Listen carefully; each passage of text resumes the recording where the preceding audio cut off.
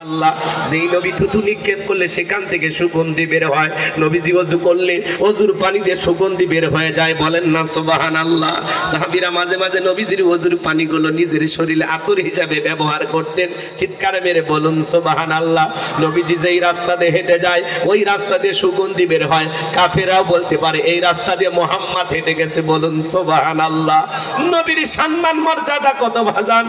যেই ছাগলের স্তনে দুধ নাই, নবীজির হাতটা লেগে গেলে দুধে পরিপূর্ণ হয়ে যায়। যেই খাবার 2-3 জন মানুষ খাবে ওই খাবারে যখন রসুলের হাতটা লেগে যায় শত শত মানুষ খাবার খেয়েও যেমন খাবার তেমনি থাকে। বলুন সুবহানাল্লাহ। যেই নবীর চেহারার দিকে তাকাইলে পেটের ক্ষুধা নিবারণ হয়ে যায়। তো বলুন সুবহানাল্লাহ।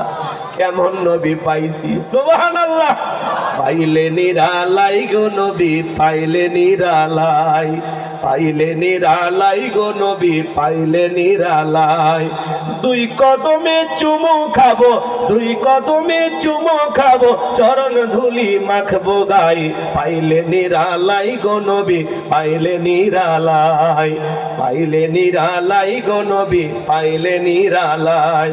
2 কদমে চুমু খাবো, 2 কদমে চুমু খাবো, চরণ ধুলি মাখবো গায়ে। পাইলে নিরালাই গো নবী, পাইলে নিরালাই। জোরে কোন মারহাবা।